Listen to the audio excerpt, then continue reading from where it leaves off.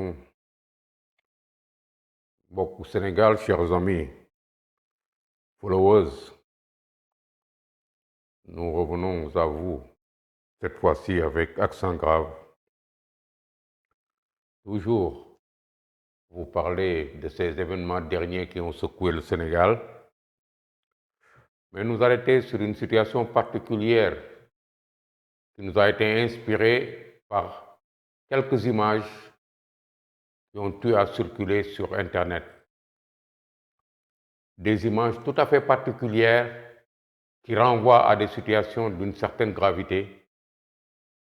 C'est pourquoi il nous importe d'en parler, pour essayer d'attirer l'attention sur le fait que, malgré que le putsch du 1er juin n'ait pas donné les résultats que ses auteurs en attendaient, c'était toujours un putsch, un coup d'État manqué.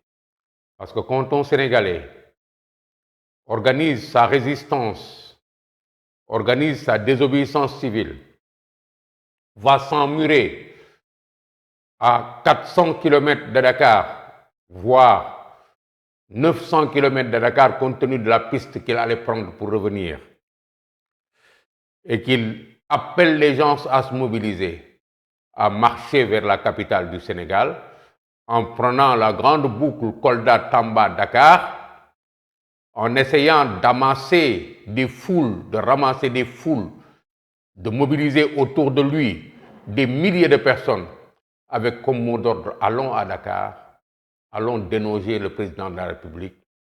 C'est suffisant pour qu'on parle de putsch, de tentative de putsch. Parce que c'est un mécanisme comme tous les autres, un mécanisme copié sur d'autres mécanismes qui ont eu à donner des fruits à leurs auteurs en certains endroits qui ne sont pas le Sénégal.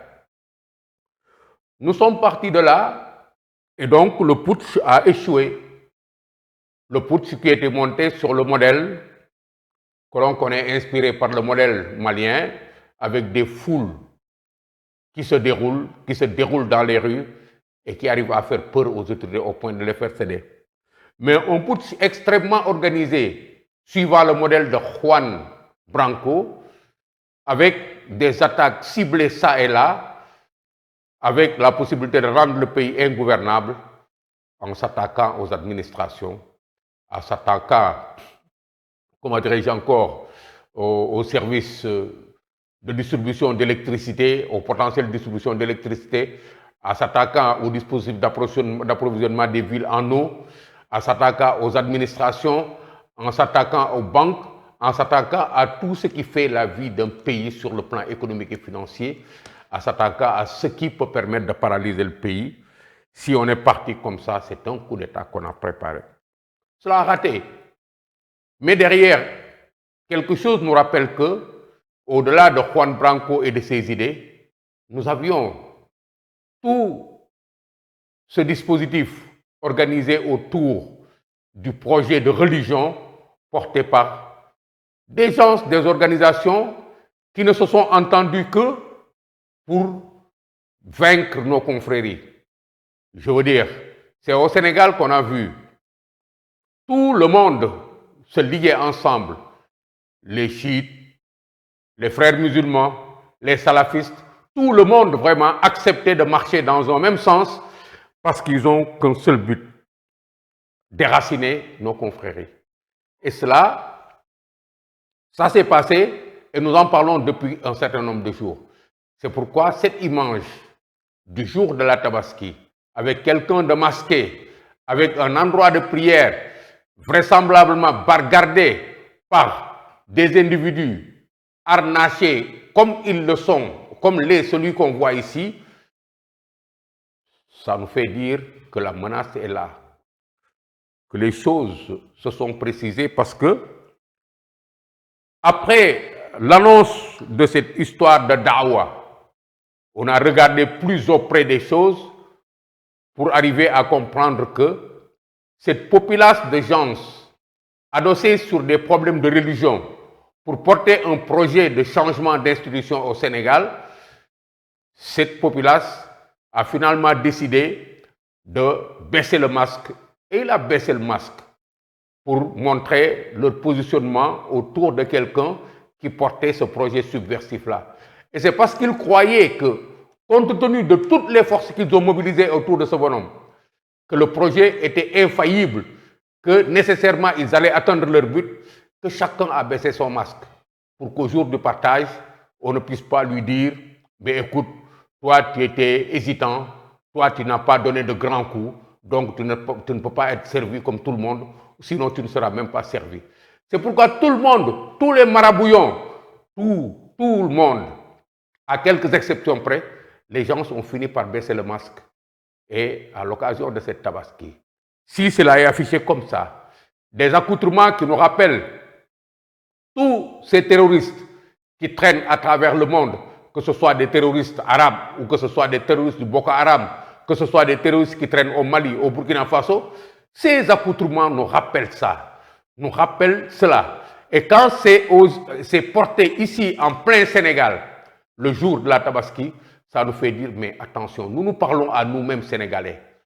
Nous nous disons, il y a des éléments qui apparaissent comme ça dans l'espace public, qui semblent d'une certaine banalité, mais attention, attention. Ceux qui ont osé afficher leur point de vue, ceux qui ont osé s'attaquer à nos modèles, ceux qui ont osé nous dire que vous êtes là en train de prier, d'adorer des individus au lieu d'adorer le bon Dieu, ceux qui ont osé nous dire, ceux qui vous ont mis en religion, vos ancêtres, vos pères, vos marabouts ne sont rien, vos guides religieux aujourd'hui ne sont rien, ceux-là peuvent oser aller très loin. Ils ont cherché à nous imposer un chef, quelqu'un qui incarne tout pour eux, parce que simplement il est parmi eux, et il a autour de lui un dispositif composite qui leur aurait permis de capturer une parcelle de pouvoir dans un désordre, dans ce désordre-là que lui, il aurait créé s'il était arrivé à mettre en exécution correctement son coup d'État. Mais voilà que tout est tombé à l'eau. Et ce n'est plus possible qu'ils se mettent à reculer. C'est ce que j'ai compris à travers ces images, c'est la lecture que je me suis faite. Ces gens sont découverts, tout le monde est découvert maintenant. Tous les oustas, tous les imams, tout le monde sait maintenant qui et où est positionné qui. C'est pourquoi ils peuvent s'afficher, avancer encore. Ils peuvent s'afficher et se constituer en communauté de religion, mais aussi en communauté politique, pourquoi pas.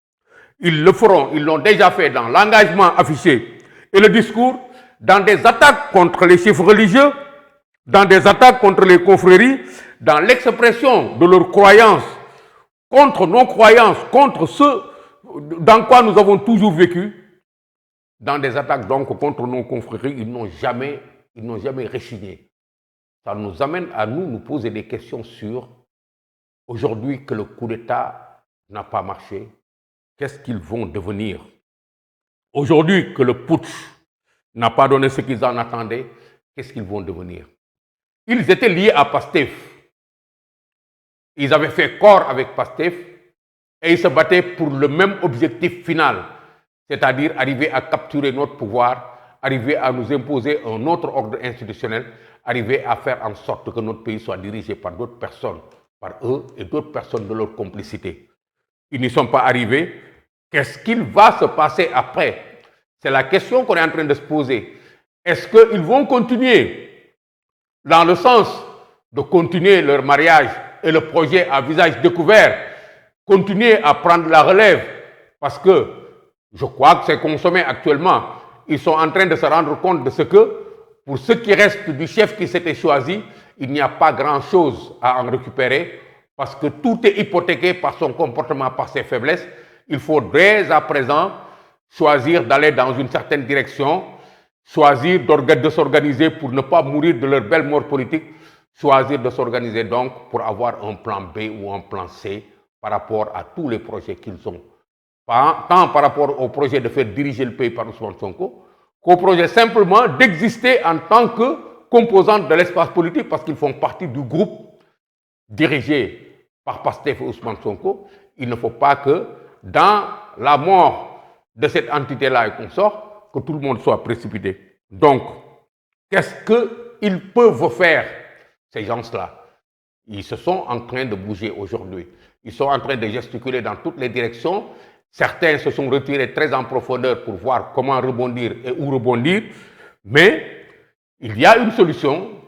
La solution, c'est de se radicaliser dans ce qu'ils ont fait et de continuer à alimenter le courant PASTEF et de continuer d'espérer pouvoir là renaître sous d'autres jours et se constituer en parti islamiste. C'est possible, mais tout en restant dans l'ordre de discipline, dans les mêmes lignes de comportement que le PASTEF. Il ne faut pas qu'on l'accepte.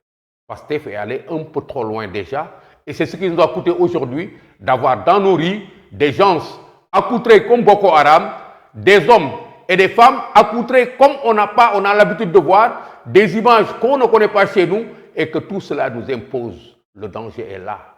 Le danger est là. Pourquoi le danger est là?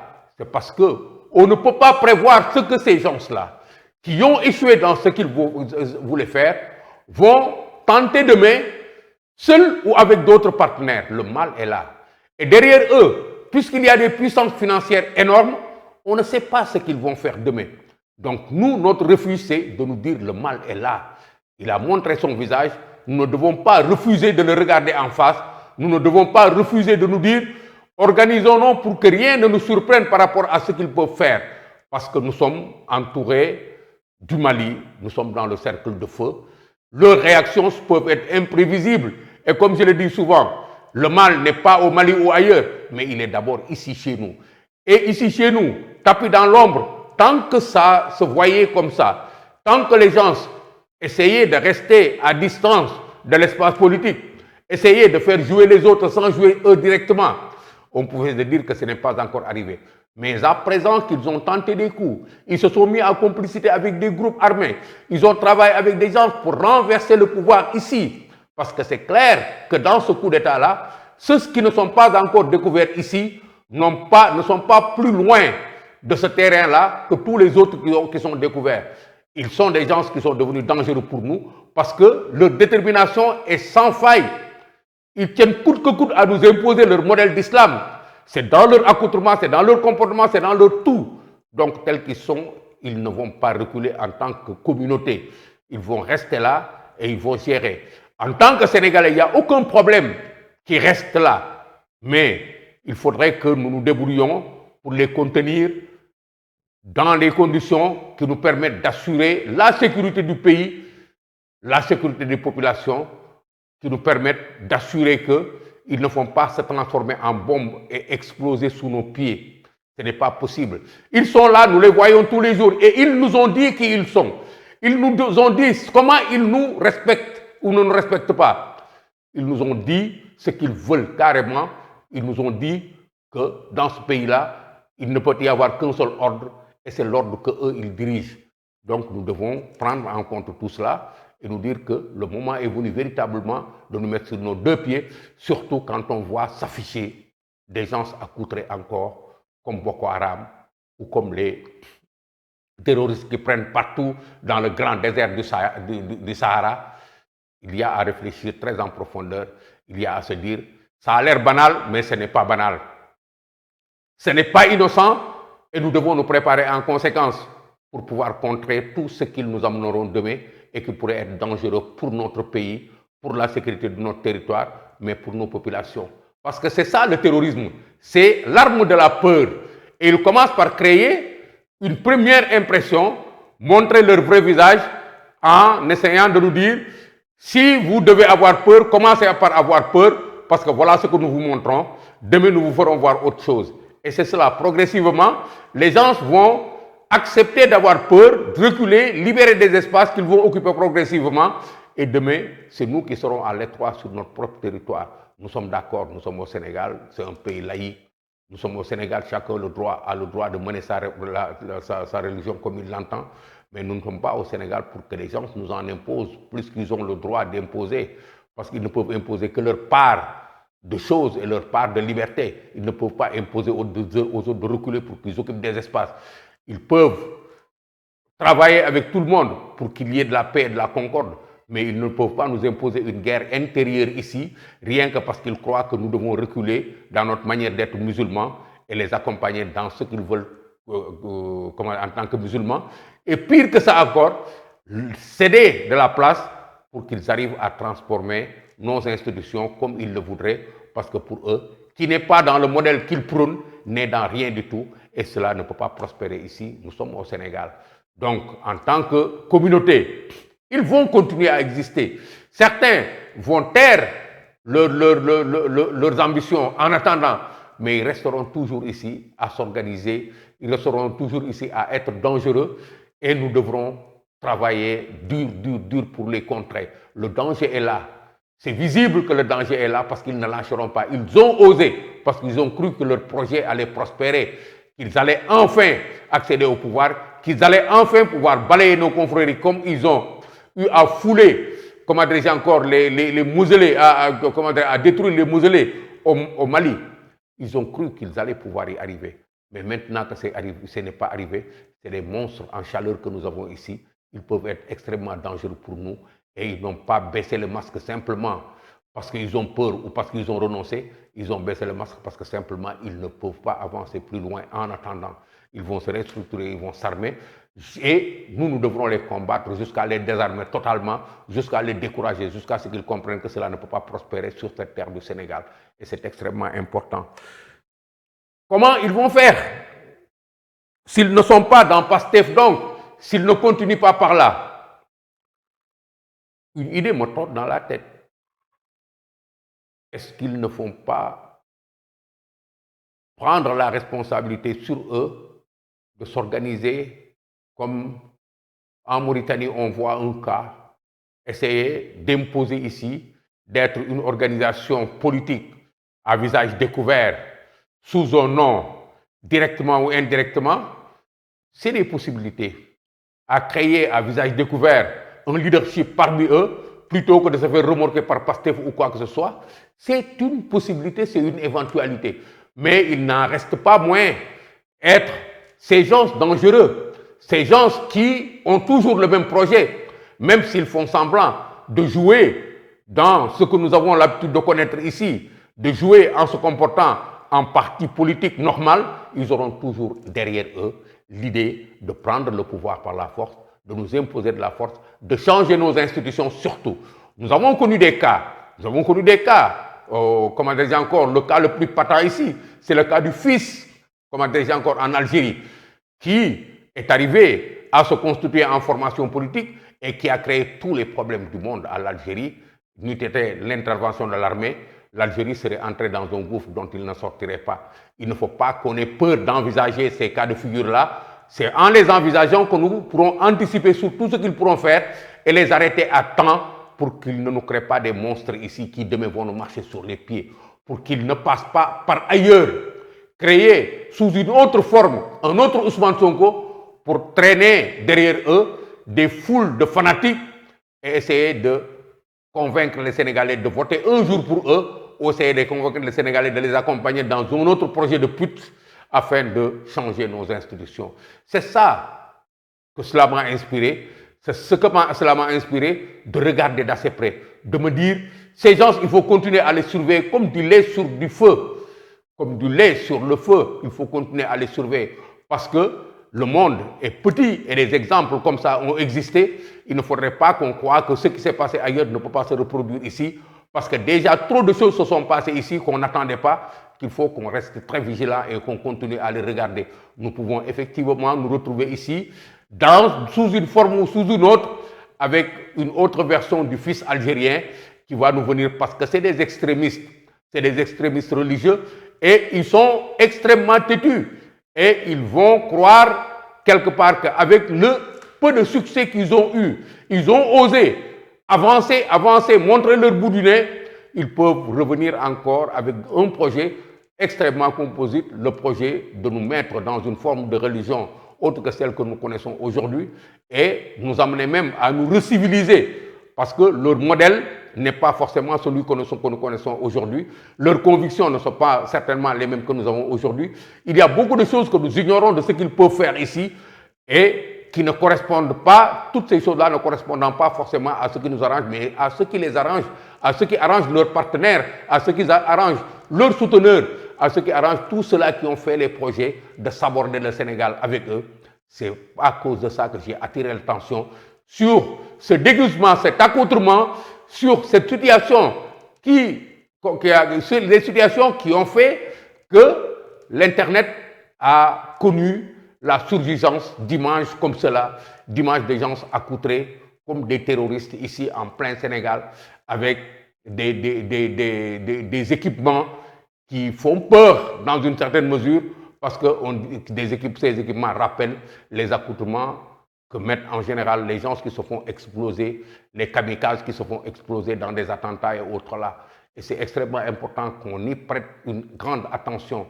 Le Sénégal n'est pas un pays qu'on doit laisser à la merci de, comment dirais-je encore, de commandos comme ça, d'envahisseurs comme ça, qui n'ont de but que pour eux, qui ne pensent au lendemain que pour eux, et qui n'ont de considération que pour eux, qui croient que tous les autres ne sont rien. Pourquoi? Parce qu'ils sont guidés par des comparaisons qu'ils font par rapport aux croyances religieuses, par rapport à la manière de se comporter en tant que musulmans.